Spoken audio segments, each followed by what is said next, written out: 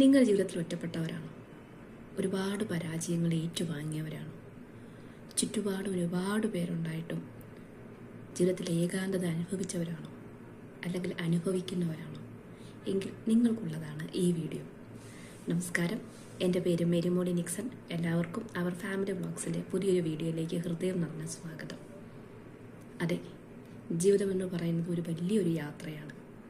ഈ യാത്രയിൽ ഒരുപാട് പേര് പല സമയങ്ങളിൽ, പല അവസരങ്ങളിൽ, പല സാഹചര്യങ്ങളിൽ നമ്മുടെ അടുത്തേക്ക് വരാറുണ്ട്. എന്നാൽ ജീവിതത്തിൻ്റെ ചില നിർണായക നിമിഷങ്ങളിൽ ഇവരൊക്കെ നമ്മളെ വിട്ട് പോകാറുമുണ്ട്. ഒരുപാട് പേരുണ്ടായിട്ട് ഒറ്റയ്ക്കായി പോകുമ്പോഴാണ് ശരിക്കും നമ്മുടെ ജീവിതത്തിൽ തകർന്നു പോകുന്നത്. അല്ലെങ്കിൽ ഒരു വിലയുമില്ല, എനിക്ക് ആരുമില്ല, എന്നെ മനസ്സിലാക്കാൻ ആരുമില്ല, അല്ലെങ്കിൽ വല്ലാത്തൊരു ഏകാന്തതയിൽ തീർത്തും ഒറ്റപ്പെട്ടു പോകുന്നത്. അങ്ങനെ പോകുമ്പോൾ നമ്മൾ മനസ്സിലാക്കേണ്ട, ചിന്തിക്കേണ്ട ഒരു യാഥാർത്ഥ്യം ഞാൻ നിങ്ങൾക്ക് പറഞ്ഞു തരട്ടെ. വേറെ ഒന്നുമല്ല, നമ്മൾ ചിന്തിക്കേണ്ട ഒരൊറ്റ കാര്യമുള്ളൂ. നമ്മൾ ഈ ഭൂമിയിൽ വന്നത് ഒറ്റയ്ക്കാണ്. നമ്മൾ വരുമ്പോൾ നമ്മൾ ആരെയും പ്രതീക്ഷിച്ചിട്ടല്ല ഈ ഭൂമിയിൽ വന്നത്. ആരൊക്കെ നമുക്കുണ്ടാകും, ആരൊക്കെ നമുക്കുണ്ടാകില്ല എന്നൊന്നും നമുക്കറിയില്ല, അല്ലേ? പക്ഷേ ഞാൻ നേരത്തെ പറഞ്ഞതുപോലെ പല കാരണങ്ങൾ കൊണ്ട്, പല സാഹചര്യങ്ങൾ കൊണ്ട്, പല ബന്ധങ്ങളും നമ്മളിലേക്ക് വന്നു ചേർന്നതാണ്.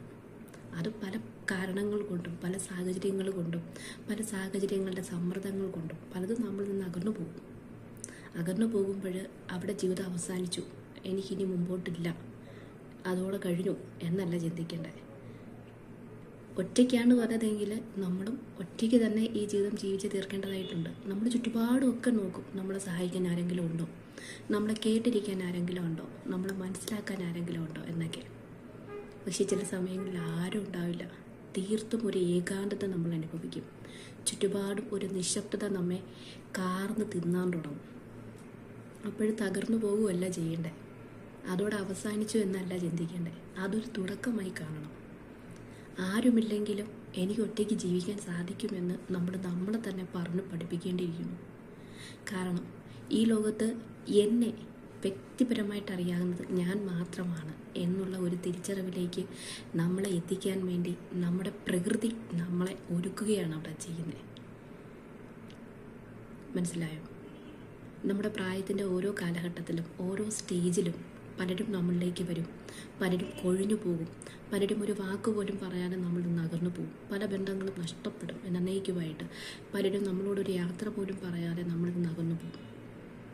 അതൊരുപക്ഷെ നമ്മുടെ പ്രിയപ്പെട്ടവരാകാം, നമ്മുടെ സുഹൃത്തുക്കളാകാം, നമ്മുടെ സഹോദരങ്ങളാകാം, ആരും ആയിക്കോട്ടെ.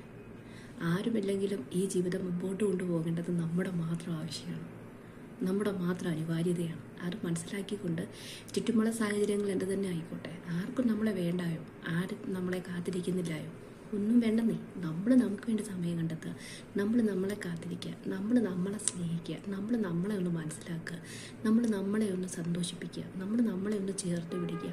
പക്ഷേ നമ്മൾ സങ്കടം അനുഭവിക്കുമ്പോൾ സ്വന്തമായിട്ട് അങ്ങ് പറയുക, മെരിമൊളി യു ആർ ഓക്കെ. ഞാൻ എന്നോട് ഇപ്പോൾ കുറേ നാളുകൾ കൊണ്ട് പറയുന്നൊരു കാര്യമാണ്.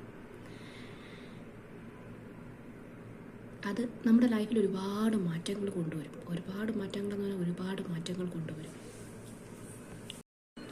സാഹചര്യങ്ങൾ മാറുമ്പോൾ നമ്മുടെ കാഴ്ചപ്പാടുകൾ കുറച്ചും കൂടി വിശാലമാകുമ്പോൾ, വിശാലമായ കാഴ്ചപ്പാടിലൂടെ നമുക്ക് ഈ ചുറ്റുപാടും കാണാൻ സാധിക്കുമ്പോൾ നമ്മുടെ ഈ സങ്കടങ്ങളൊന്നും വലിയ സങ്കടങ്ങളല്ല, ഈ വിഷമങ്ങളൊന്നും വലിയ വിഷമങ്ങളൊന്നുമല്ല.